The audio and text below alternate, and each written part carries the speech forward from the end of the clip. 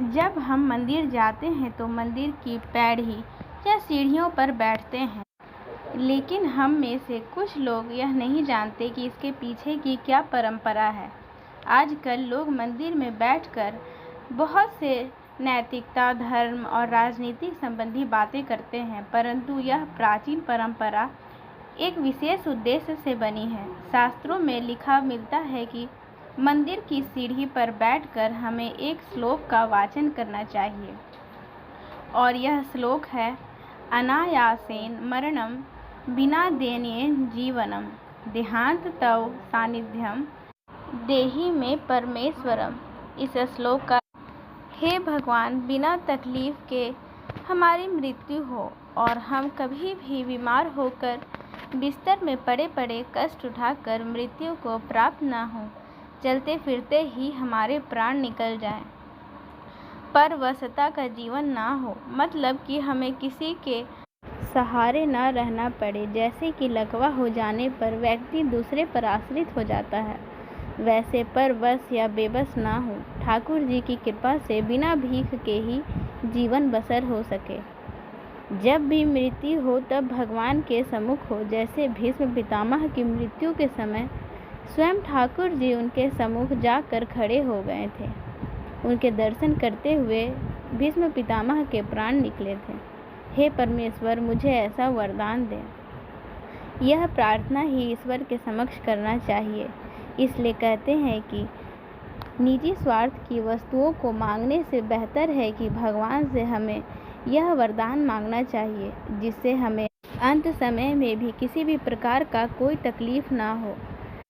और रही बात सांसारिक भोग विलास की वस्तुएं की, तो भगवान अपनी पात्रता के अनुसार उसे वह सारी चीज़ें दे देता है जिसकी आवश्यकता उसे होती है।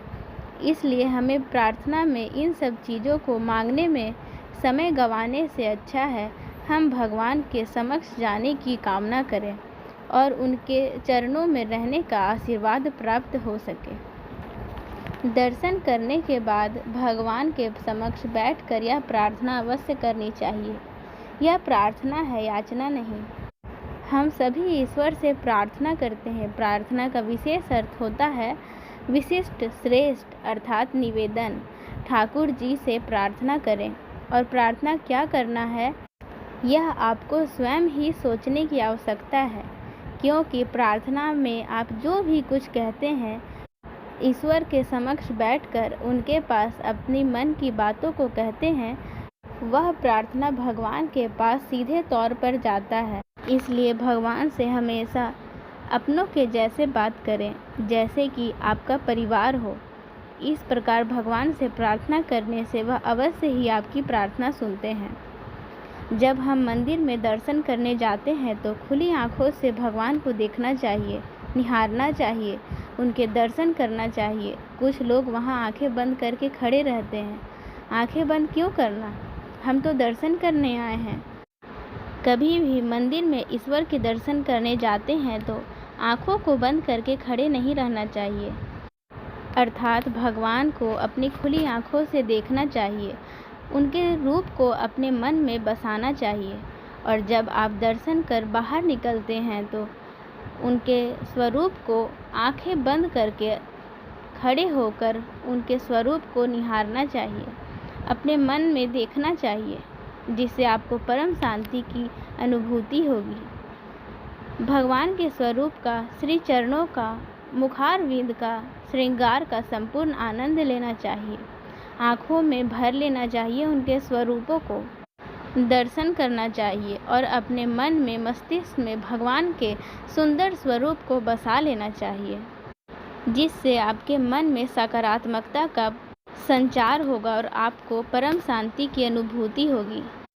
इसलिए मंदिर से भगवान के दर्शन कर जब भी आप मंदिर के प्रांगण से बाहर निकले तो मंदिर की सीढ़ियों में बैठकर भगवान के स्वरूप का चिंतन करना चाहिए और उनके स्वरूप का ध्यान लगाना चाहिए।